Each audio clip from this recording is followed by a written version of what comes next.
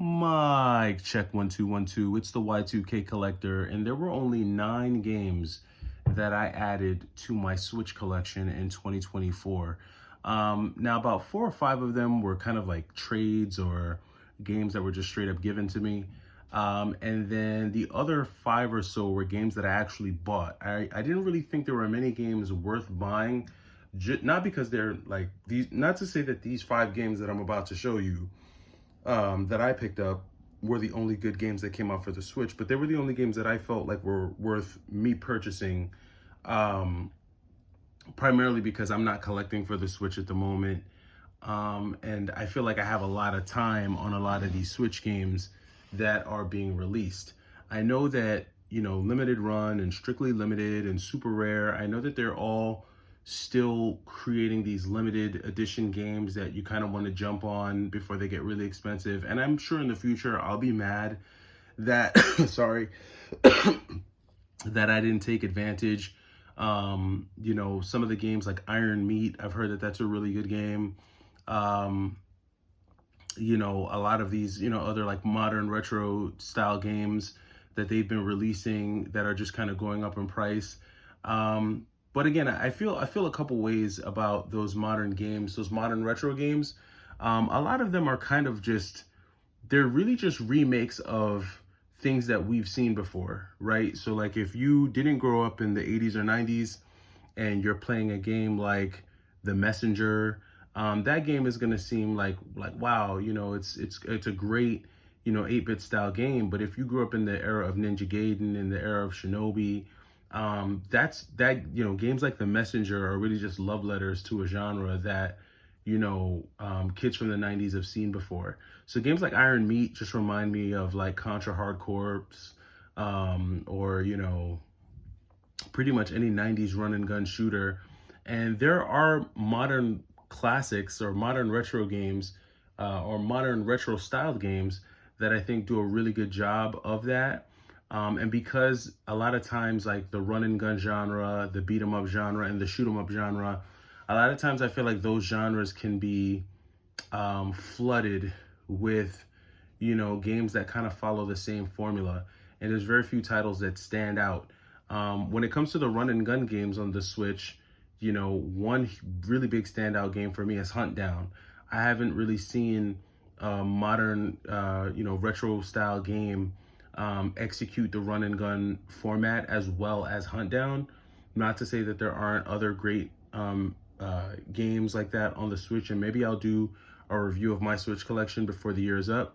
But yeah, that's just kind of where I'm at on the Switch. So I'll show you the games that I added in 2024. So we're going to get started here with the Switch Sports. So this was a game that was actually given to me while I was at a trade event, like a meet and trade event, for Halloween, at a local retro game store.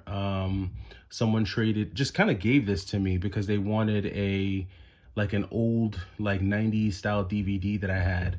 So, hey, I said, sure, I'll trade for that. Switch Sports seems like a pretty cool game. I know Wii Sports is huge, so this is one that I can actually use to get active. So I was really glad to pick up this one. The next Switch game here is Hyrule Warriors Age of Calamity. I just picked this up yesterday. This is one, like I said, that has been in and out of my collection for quite some time, but added it back. It's going to stay this time. I'm not going to let this copy go. I play back and forth with this, but Hyrule Warriors is actually a really good game, so I'm going to keep this one in the collection. Legend of Zelda Breath of the Wild. This was another one that I had in the collection before, sold it, got it back, and I was actually glad that I got this one back. I'm a fan of Breath of the Wild. I actually started playing it. I haven't gotten too deep in it, but I do like Zelda. I've heard from a lot of people that this is like one of the best games on the Switch. You have to play it. So I'm going to take my time with this one. I know people who've put a lot of hours into this game. So I just beat Blasphemous. So I'm like, trying to catch my breath. That game was draining. I don't know why, because I know it's not as expansive as Breath of the Wild, but there's so much backtracking in it. It drives you crazy. So, but I will get back to this one. Another one that I added back, sold but added back, and that is Astral Chain. This is a very good game on the Switch. You have to check this one out. Really cool story. You and your sister are part of like a futuristic police squad, where you use these devices to kind of like sync with these alien creatures, to fight off other alien creatures. I guess like Earth has been invaded by like this alien race. And I guess, scientists have figured out how to control them with these devices. So you're kind of linked to them with this like astral chain. And that's how you control them. And with them, you can execute special attacks and different moves and stuff. And it's you and your sister, and then both of your together. Your father, I guess, is the police chief. Very interesting story. I got pretty deep into this one. You need to get back into it. This is one of those games that you have to keep playing, otherwise you'll forget like how to execute moves and stuff. And this is like very fast-paced, like hack and slash combat. So I really like this game. Definitely check this one out. Very good game for the Switch. Another game that I picked this one up early in the year. Glad to pick this one up and play as Kenshiro, for Fist of the North Star Fitness Boxing. This thing kicked my butt. When I was playing it regularly, man, this game helped me lose at least 5 to 6 pounds. Just pure sweat. This is a very interesting game. Very cool. And he holds you accountable. Kenshiro definitely holds you accountable. And it's fun, especially when you play story mode. It's fun. This is a good one. I definitely check this one out if you're looking for games to get active. I recommended this heavily in the beginning of 2024, and I'll still continue to recommend it at the end of 2024. This is a great one. Another pickup that we have here is Gravity Rush. This was one of those. This is a modern retro classic. Now, this is one of the few games that I felt was worth getting in 2024. This game just had a lot of elements to it that I thought were really cool. I like the display. I like the sprite work. That was probably the biggest. Sorry about that. That was probably the biggest thing that drew me in, was some of that sprite work, that artwork on this game. And then the story's pretty cool too. But I do like the move sets, and I like how you execute moves in this game. It's a pretty good one. I've gotten moderately far, not too far, but I have been playing a little bit of it. We'll get back to this one. Slave Zero X was another game that I knew I was going to have to get in 2024. I remember when I saw some of the gameplay footage of this, and it reminded me so much of Strider 2 on PS1.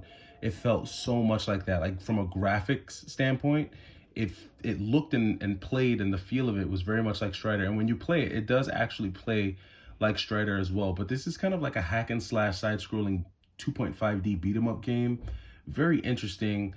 I think I got to the first master and kept getting my butt kicked and just kept getting beat and kept getting beat. And I was trying to play this and Blasphemous at the same time. So I was like, I'm going to put this down until I can like dedicate the time to get really good with the moves to be able to beat this guy and get back to it. So this is another one that I do need to get back to. I was warned when I picked this up that it was a bit buggy and glitchy. And it is. This game is a really buggy game. Now, I haven't like played it. I don't know if they've made some type of software updates to fix the bugs, but this game was a very glitchy and buggy game when I first got it. So I think that's the one drawback. I don't know if the same is, can be said for the PS5 version as well, but I know on the Switch, this was a really buggy game, but a good game nonetheless. The Last Faith. Now, this is another game that I picked up in 2024 because I'd been eyeing this game since since I first heard about this. I think this was, I think this might have been released on Steam or something else. And I knew that it was eventually going to come to the Switch or the PS4. And I had been stalking this game because it reminded me a lot of Blasphemous, just with what looked like better moves and, decent looking sprite work and stuff like that. But The Last Faith is I don't want to say it's a cheap knockoff of Blasphemous, but it just kind of falls into the same category of games like, what's that game? Moon Scars. There's a lot of games that kind of have this type of vibe, and you could tell they're trying to do the Blasphemous thing, but they just don't execute it as well. Blasphemous, while it is confusing, because all of that hitherto and heretofore and thither thou, a lot of that type of talk, that whole old English feel in Blasphemous can be draining at times. But just the lore in Blasphemous, the story, how you feel very much like the Penitent one as you play it. I like how colorful it is. Blasphemous is a very dark game, but yet they incorporate so many beautiful colors into the sprite work. Whereas a lot of these games take on this very monochromatic gray, black, red type of color scheme, and that just becomes boring to my eye. I much prefer. Don't get me wrong. I can get with the whole Dark Souls feel and stuff, but I just really feel like Blasphemous did a great job of taking you into different areas. Like each new area you went to in Blasphemous felt like its own. They did a great job of just giving life to every area that you went to. A lot of the enemies in Blasphemous were unique based on the area that you were in, and the challenges were kind of unique. So the Last Faith, I think if there were no Blasphemous, the Last Faith would probably be a great runner up. But nevertheless, I'm still glad that I added it. I think it's a cool game. Never got too far into this one, but I probably will try and beat this during the month of December just to see if it's, if it has as much backtracking, if it's as detailed as Blasphemous, just to see where it ends. So that was my thoughts there. And then last but not least, one of my more recent pickups as well, which is this Marvel versus Capcom fighting collection, a great collection of awesome Capcom games. Was glad that I was able to pick this up and add this to the collection. Don't need to dive too deep into this game. I think a lot of you know what this is. It's just a collection of some of the best arcade fighters of all time, and it includes the Punisher. I'm taking on challengers, man. I'm taking on challengers in December. If you're interested in linking up with me online and going a few rounds, let me know. And I am going to start taking on challengers. I suck. You might beat me, but let's go for it. I want to take you for a ride. Let's do it. So we'll see how that all pans out. But those are really the only Switch games that I felt were worth snagging in 2025. Really did not pick up many. Probably one Switch game per month, if that. Probably less than that. One Switch game every other month or so. But yeah, that does it for me with the Switch pickups. Had a little not camera failure today, but I wanted to finish editing and working on the video for the November wrap up for you guys, but the camera that I normally use to make my videos, that was the one that I actually took with me on vacation, and the charger for the battery's broken, so got to get that worked out. So hopefully I can get that fixed, get it charged up, and get that video out to you guys for tomorrow. But hopefully you are enjoying this first week of December.